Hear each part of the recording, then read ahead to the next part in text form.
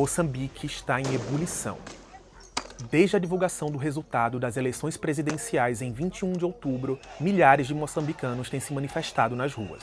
Eles acusam as autoridades do país de fraudar o resultado em que foi declarado vencedor o candidato governista Daniel Chapo, da Frelimo, partido que governa o país há 50 anos. Missões de observação eleitoral, como da União Europeia, têm pedido mais transparência do governo na divulgação dos resultados, que, segundo os observadores, tiveram, abre aspas, irregularidades durante a contagem, algo que é negado pelas autoridades.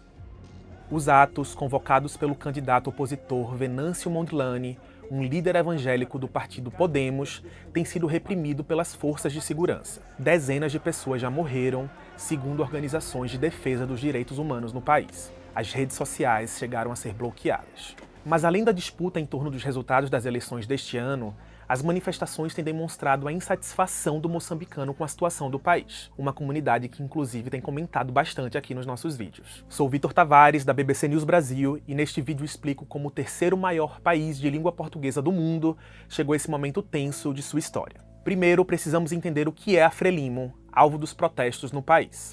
Moçambique foi uma colônia de Portugal na África por mais de 400 anos, até conseguir a sua independência em 1975. Mas isso não veio de forma pacífica. A chamada Luta Armada de Libertação Nacional durou 10 anos, resultando em dezenas de milhares de mortos. De um lado, estavam as Forças Armadas de Portugal. Do outro, a Frelimo, que significa Frente de Libertação de Moçambique. A organização surgiu como um movimento guerrilheiro contra o domínio português e foi fundada em 1962, na fusão de grupos políticos moçambicanos constituídos no exílio, especialmente na Tanzânia. A Frelimo teve o apoio de países com governos anti-ocidente, como a China e a então União Soviética. Com a independência, virou um partido político de fato, de tendência marxista. A ideia era promover a luta não só pela independência, mas também criar uma sociedade socialista. Ao conquistar a independência, a Frelimo assumiu o poder da nova nação como um único partido. O primeiro presidente, Samora Machel, ficou no poder até 1986, quando o avião em que estava caiu na vizinha África do Sul.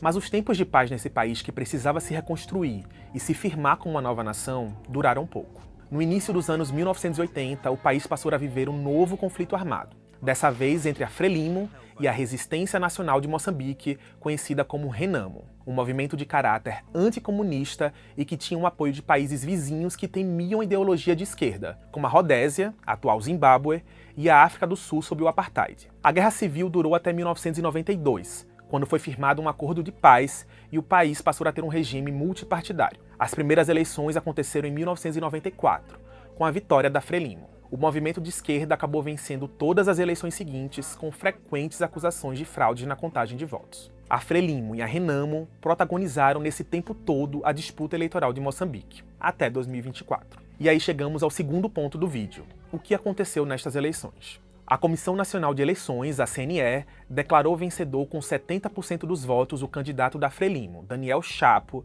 que prometeu ser o presidente de todos os moçambicanos, inclusive os que estão protestando. Chapo seria o primeiro presidente do país nascido após a independência e que não participou da luta armada na Guerra Civil. Mas, segundo opositores, a CNE, o órgão eleitoral, hoje é quase totalmente controlado pela Frelimo, apesar de a oposição ter alguns representantes. O candidato que ficou em segundo lugar, Venâncio Mondlane, não aceitou os resultados oficiais e deu início a uma série de convocações por paralisações e manifestações nas ruas das principais cidades do país. Mondlane é ex-membro da Renamo, o tradicional partido de oposição de Moçambique, mas nestas eleições representou o movimento político Podemos. Ele também é um pastor evangélico e atuou como comentarista político em programas de televisão. Em agosto, Mondlane prestou uma homenagem ao ex-presidente do Brasil, Jair Bolsonaro, a quem chamou de homem de Deus e que é a esperança do Brasil. Homem de família, de valores, de princípios que solidificam e são uma grande esperança para o Brasil.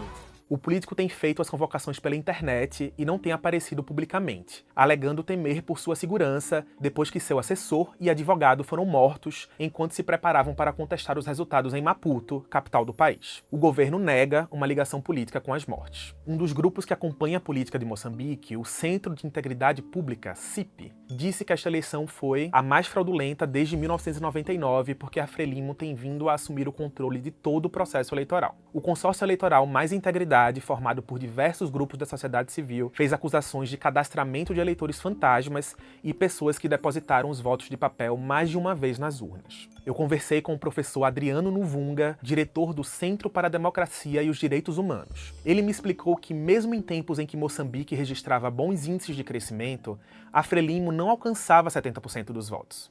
Mesmo no tempo áureo, a Frelimo não teve este nível de votação que teve hoje de 70%. Para hoje aparecer a dizer que não, teve 70% dos votos dos moçambicanos. Isso insulta a cabeça de qualquer moçambicano. Todas as eleições de Moçambique foram fraudulentas.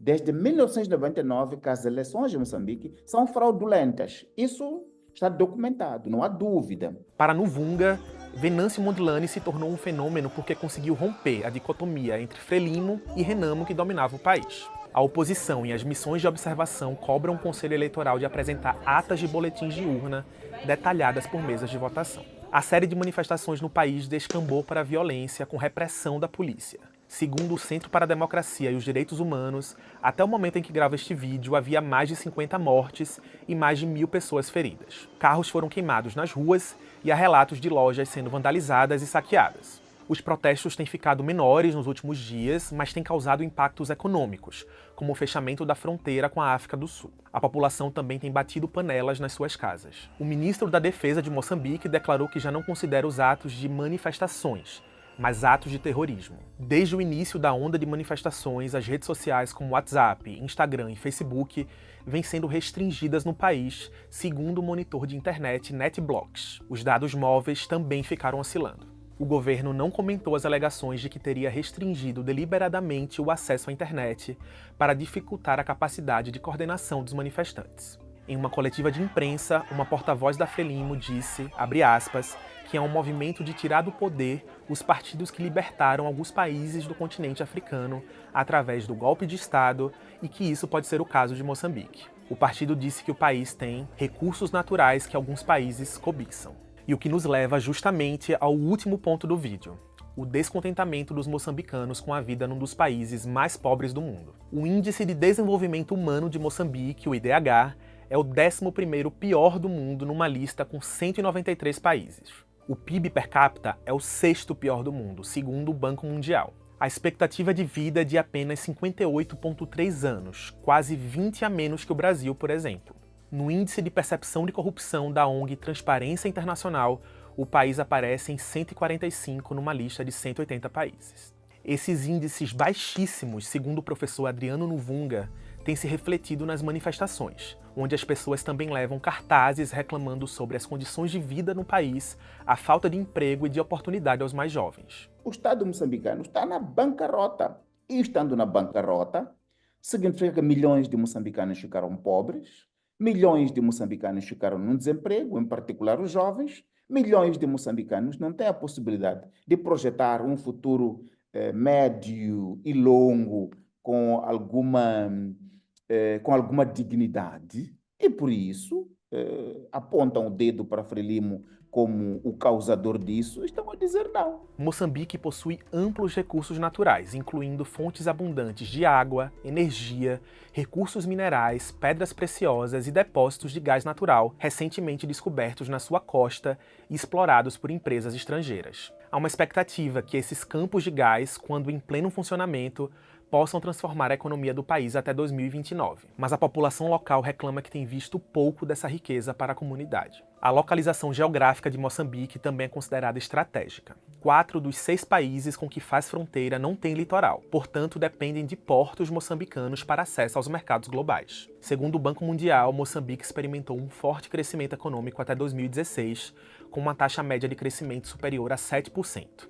No entanto, crises relacionadas ao endividamento do governo, a ciclones que destruíram parte da já precária estrutura do país e a pandemia de Covid-19 reverteram a redução da pobreza. Moçambique também tem passado por um grave conflito desde 2017 no norte do país, na província de Cabo Delgado, uma região rica justamente em gás. Um movimento insurgente islâmico tem tentado controlar a região, levando a uma das maiores crises de deslocamento de pessoas da África, com mais de 1 milhão de moradores locais forçados a deixar suas casas. Em ataques violentos, dezenas de pessoas já foram decapitadas. Diante de tantos problemas, o sentimento no país, onde 80% da população tem menos de 35 anos, é de insatisfação. Chegou o tempo de Moçambique progredir para a Terceira República, uma república que é inclusiva, é transparente, que pugna por boa governação, com respeito aos direitos humanos, mas onde, em situação como esta, o poder é partilhado pelas várias forças políticas e dessa maneira se construir um caminho que devolve estabilidade e que promove paz. O governo de Moçambique disse em comunicado que reconhece o direito de protesto consagrado na Constituição da República, todavia deplora o envolvimento de crianças e a tentativa de subversão da ordem democrática. O governo do Brasil já se manifestou e disse que vê com preocupação a violência após as eleições em Moçambique e recordou o direito à liberdade de reunião e manifestação. Por hoje é só, pessoal. A gente vai continuar acompanhando a situação de Moçambique. Deixe aí os seus comentários. Tchau!